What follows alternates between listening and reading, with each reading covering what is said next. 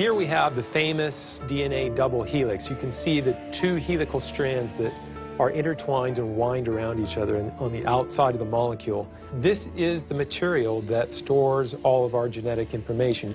In higher life forms, this will be the equivalent of something like a gigabyte of information stored in the molecules that form the individual chromosomes, all packed within the nucleus, which is a tiny fraction of the entire cell size. So what does DNA do? Well, the information in DNA ends up providing the information for sequencing the amino acids to make protein.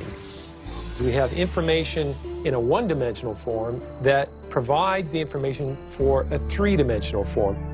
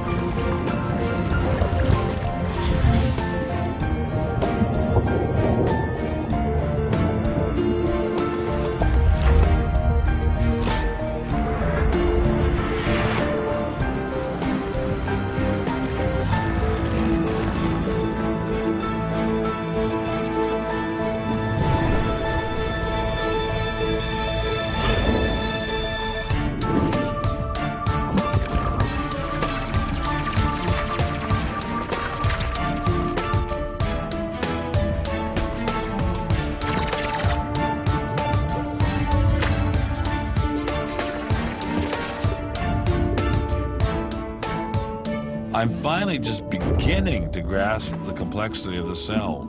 Are there systems within the cell that go well beyond Darwinian evolution? Some type of cellular technology that drives adaptation, replication, quality control, and repair? What if these new mechanisms have massive design implications? Well, I say, so be it. The cell really is like nothing we've ever seen in the physical world. That's got to be firmly grasped. That's not something we can just say, oh, well, it's just a little bit more of the same old, same old. It's not the same old, same old.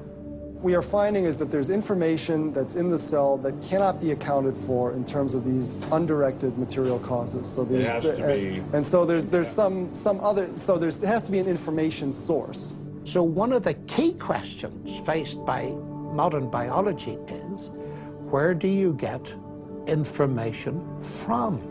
Well, Darwin assumed that the increase in information comes from natural selection.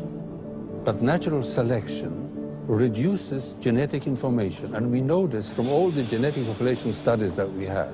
And where does the new genetic information going to come from? Well, that's the big question.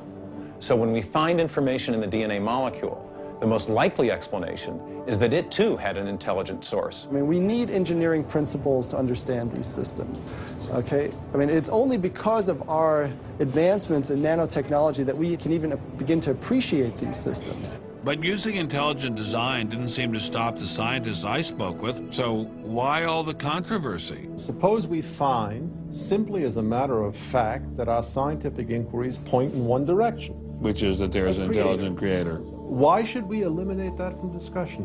Streng verboten? How come? Why? Streng verboten. Very good. What does streng verboten mean? Strongly forbidden. Strongly forbidden. You've got two possible hypotheses. You've got a wall through the middle of through your brain, in effect, through your thinking. You say, well, you can't consider anything on this side of the wall.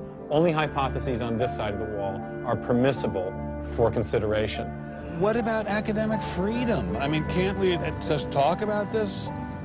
Their reply is that science is not a democratic process. Oh, really? And that there is a consensus view.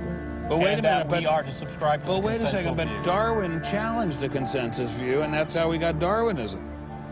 If Darwin wanted to challenge the consensus today, how would he do it? Science isn't a hobby for rich aristocrats anymore. It's a multi-billion-dollar industry. And if you want a piece of the pie, you've got to be a good comrade.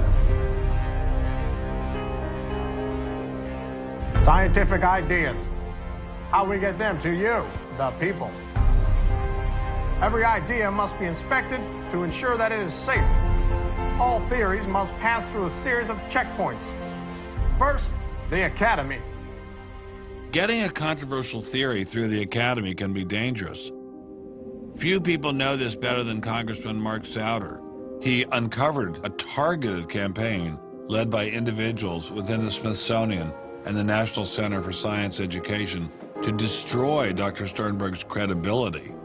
If you want peer reviews, if you want to be published, if you want to go to respected institutions, the core view does not tolerate dissent. There's kind of a, this is the way it is, and anybody who's a dissenter should be squashed. Are you gonna be on my side if I let you up? Sure, Chick, sure. I'm on your side. Just let me up. I'll do anything you say. Souder isn't the only one who has witnessed the Academy's tactics. Journalist Larry Witham has seen similar behavior during his 25 years of covering the evolution controversy.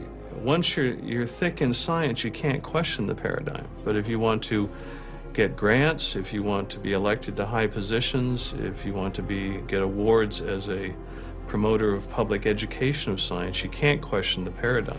People cannot be trusted to form their own opinions. This business about open-mindedness is nonsense. Why is the scientific establishment so afraid of free speech? There is this fear that if one aspect of the theory is closely scrutinized, there's going to be an unraveling. Who are you? Oh, I am the great and powerful Wizard of Oz. I interviewed dozens and dozens of scientists, and when they're amongst each other or talking to a journalist who they trust, they'll speak about, it's incredibly complex, or molecular biology is in a crisis. But publicly, they can't say that. Keeping a keen eye on the Academy are various watchdog organizations. Listen to Eugenie Scott of the National Center for Science Education. The NCSE has been at the heart of virtually every evolution controversy over the past 25 years, vigorously defending the Darwinian gospel. We have had a lot of business, unfortunately, at NCSE in the last few years, because virtually every state in which science education standards has come up for consideration has had a big fight about the coverage of evolution in them. NCSE was started by a group of scientists and teachers who were very concerned because in the late 70s and early 80s there were a lot of attempts to pass equal time for creation science and evolution laws. And clearly this is something that neither scientists nor teachers liked. It wasn't exactly help the creationists are coming, but it's, kind of along those lines. Most scientists just throw up their hands and say, creationists, they drive me crazy, you handle it. And we've worked a lot with science education organizations. The most important group we work with is members of the faith community, because the best kept secret in this controversy is that Catholics and mainstream Protestants are okay on evolution. Are you sure about that, Eugenie? Liberal Christians have been fighting with conservative Christians for so long that they'll side with anybody against the fundamentalists. And Eugenie Scott says, well, welcome over. There's a kind of science defense lobby, or an evolution defense lobby in particular. They are mostly atheists, but they are desperately wanting to be friendly to mainstream, sensible religious people. And the way you do that is to tell them that there's no incompatibility between science and religion. But is there really an incompatibility? Can't we believe in God and Darwin? Implicit in most evolutionary theory is that either there's no God or God can't have any role in it. So naturally, as many evolutionists will say, it's the strongest engine for atheism. If they called me as a witness, and a lawyer said, Dr. Dawkins, has your belief in evolution, has your study of evolution turned you towards atheism? I would have to say yes.